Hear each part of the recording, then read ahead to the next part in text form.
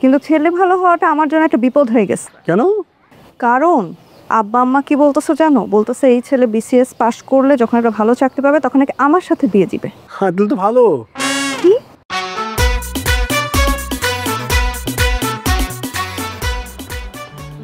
সে কি, তুমি এখানে কেন? আমি পাশের রোডে টিউশনি করাই তো তো ভাবলাম তোমার সাথে একটু দেখা করে যাই। বাসায় কিন্তু যেতে পারি না না না, থাক। এই মানে থাক। তো কি মনে করে আজকে দেখা করতে আসলাম। ও, কারণ তুমি তো এখন আর আমাকে পড়াতেও যাও না, বাসায় আসো না, আব্বা আম্মার সাথেও দেখা হয় না, তাই ভাবলাম আমি দেখা করে যাই। ভালো করছো।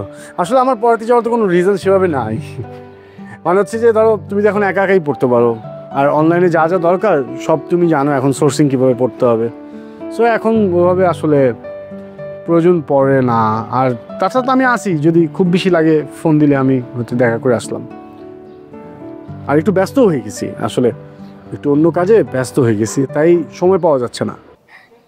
তোমাকে একটু থ্যাঙ্কস বলার ছিল। কেন? কারণ তুমি নূপুরের জন্য এত ভালো একটা টিচার ঠিক করে দিচ্ছ।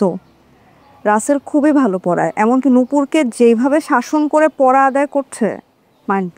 না না, ও ভালো, ও বেশ ভালো, রেজাল্টও ভালো ছিল, ছেলে ভালো, ঠিকঠাক।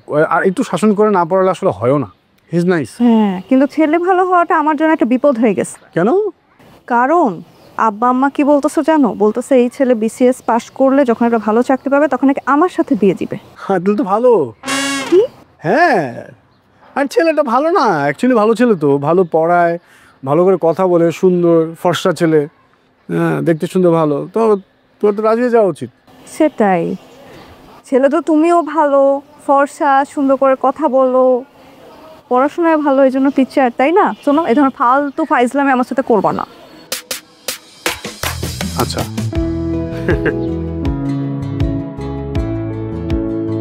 আর কিছু বলবা? হ্যাঁ, একটা সিরিয়াস কথা বলার ছিল। তোমার সব কথাই তো সিরিয়াস হয়, আমি সিরিয়াসলি শুনতেছি, বলো, অসুবিধা নেই। বাসায় তো আবার অশান্তি শুরু হয়েছে। কেন, কি হয়েছে? আশিকের চাকরিটা যে চলে গেছে তুমি জানো না?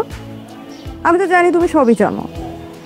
এখন এই নিয়ে প্রতিদিন আব্বা আম্মা আশিকের সাথে প্রচণ্ড খারাপ ব্যবহার করে, পরে রাগ করে আশিক বাসা ছেড়ে চলে গেছে। এখন 2 দিন ধরে আশিক না ফোন ধরতেছে না কোনো কথা বলতেছে, জানি না আশিক কোথায় আছে। এটা নিয়ে আমরা সবাই অনেক টেনশনের মধ্যে আছি। আরে টেনশন করো না, আশিককে চিনো না, ও এমনি ঘুরে বেড়াচ্ছে, আশেপাশে অত কোথাও আছে। আর খুব বেশি ক্ষুধা লাগলেও চলে আসবে। তো এই 2 দিন ধরেও ক্ষুধা লাগলো না? ওই তো তেমন ক্ষুধা লাগেনি, এই জন্য আসে না। সেটাই তো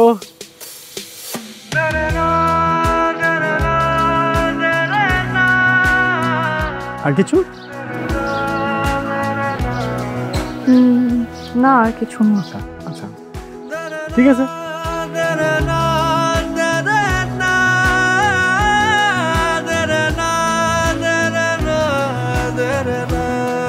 আগায় দাও। কোথায়? তো একটা নর্মাল ফর্মালিটি, আমি এসেছি তোমার বাসায় তোমার সাথে দেখা করতে, তুমি আমাকে একটু আগে দিতেই পারো। হ্যাঁ, এখন আমি রাস্তাঘাট চিনি, কিন্তু তারপরেও। ও না, তুমি একা আসছো না, একা যেতে পারবো না, আবার একা দিতে হবে কেন? আর আমারও হাতে কিছু কাজ আছে উপরে, যে আসলে শেষ করতে হবে। আমি ইনফ্যাক্ট বাইরে বেরোচ্ছিলাম, তো তুমি ফোন দেওয়াতে ভাবলাম দেখা করে নেই। একসাথে বের হই না, উপরে কাজগুলো, যে হাতের কাজগুলো শেষ করি, তারপর বেরোবো। ওকে, চলে যাবে।